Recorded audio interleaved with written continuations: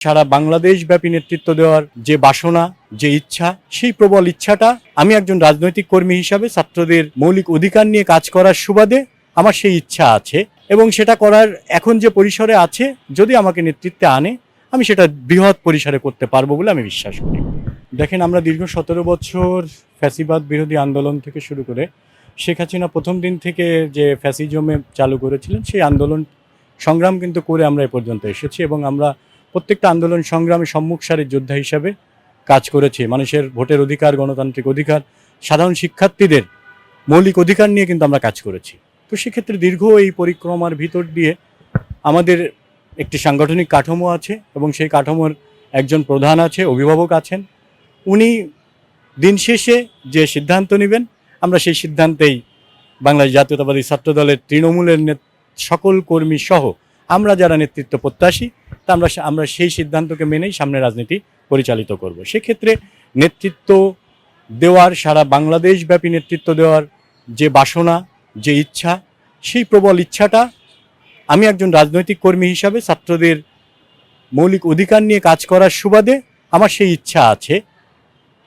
এবং সেটা করার এখন যে পরিসরে আছে, যদি আমাকে নেতৃত্বে আনে আমি সেটা বৃহৎ পরিসরে করতে পারবো বলে আমি বিশ্বাস করি।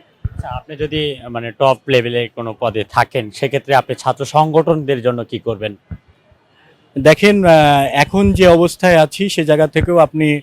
যদি আমাদের রাজনৈতিক দেখেন, শুধু আমি নয়, যারা রাজনীতি দীর্ঘদিন করেছেন, ছাত্র রাজনীতি করেছে, এরকম যারা নেতৃত্ব প্রত্যাশী সবাই কিন্তু নির্যাতিত এবং প্রত্যেকেই কিন্তু যার যার জায়গা থেকে যোগ্যতা সম্পন্ন, তার যার জায়গায় সে কিন্তু তার যোগ্যতার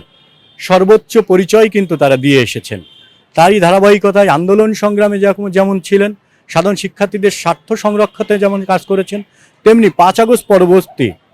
সারা বাংলাদেশের প্রত্যেকটা শিক্ষা প্রতিষ্ঠানে বাংলাদেশ জাতীয়তাবাদী ছাত্রদলের এই যে বর্তমান যে নেতৃত্ব কেন্দ্রীয় সংসদে যারা আছেন, তারা কিন্তু মাঠে প্রান্তে ছুটে বেরিয়েছেন, প্রত্যেকটা শিক্ষা প্রতিষ্ঠানে শিক্ষার্থীদের কাছে গিয়েছেন। তাদের যে কাঙ্ক্ষিত বাংলাদেশ, তাদের যে কাঙ্ক্ষিত ক্যাম্পাস, তাদের যে কাঙ্ক্ষিত অধিকার, সেই অধিকার নিয়ে কিন্তু এবং পরবর্তী সাম্য এবং মানবিক বাংলাদেশ গড়ার যে প্রত্যয় এবং প্রতিশ্রুতি আমাদের বর্তমান প্রধানমন্ত্রী জনাব তারেক রহমান দিয়েছেন, সেই যে 31 দফা, সেটা নিয়ে কিন্তু আমরা প্রত্যেকটা শিক্ষার্থীদের দ্বারে দ্বারে আমরা গিয়েছি এবং তাদের জন্য কিন্তু আমরা যখন এতদিন কিন্তু কাজ করার সুযোগ ছিল না, যখনই আমরা সুযোগ পেয়েছি তখনই কিন্তু সাধারণ শিক্ষার্থীদের জন্য আমরা কাজ করেছি, যার ফলশ্রুতিতে আপনি দেখবেন যে 5 আগস্ট পরবর্তী বাংলাদেশের ইতিহাসে প্রত্যেকটা শিক্ষা প্রতিষ্ঠানে এত সুশৃঙ্খলতা বিরাজ করছে যে এখন পর্যন্ত কোনো শিক্ষা প্রতিষ্ঠানে কিন্তু এমন কোনো ঘটনা ঘটে নাই যেটার জন্য আমাদের যে জুলাই আগস্টের যে আকাঙ্ক্ষা, সেই আকাঙ্ক্ষাকে নষ্ট করে। বাংলাদেশ জাতীয়তাবাদী ছাত্রদল সেটা কিন্তু বজায় রেখেছেন। কোথাও কিন্তু কোনো শিক্ষার্থীদের উপরে নির্যাতন হয় নাই, নিপীড়ন হয় নাই। বিগত দিনগুলোতে ছাত্রলীগের যে রাজনৈতিক কালচার, সেই কালচার থেকে কিন্তু সাধারণ জনগণ এবং অভিভাবক থেকে শুরু করে শিক্ষার্থীদের যে মনোভাব, সেই মনোভাবকে ধারণ এবং বাহন করতেছে কিন্তু বাংলাদেশ জাতীয়তাবাদী ছাত্রদল। তার ধারাবাহিকতায় কিন্তু প্রত্যেকটা শিক্ষা প্রতিষ্ঠানে শান্তি বিরাজ করছে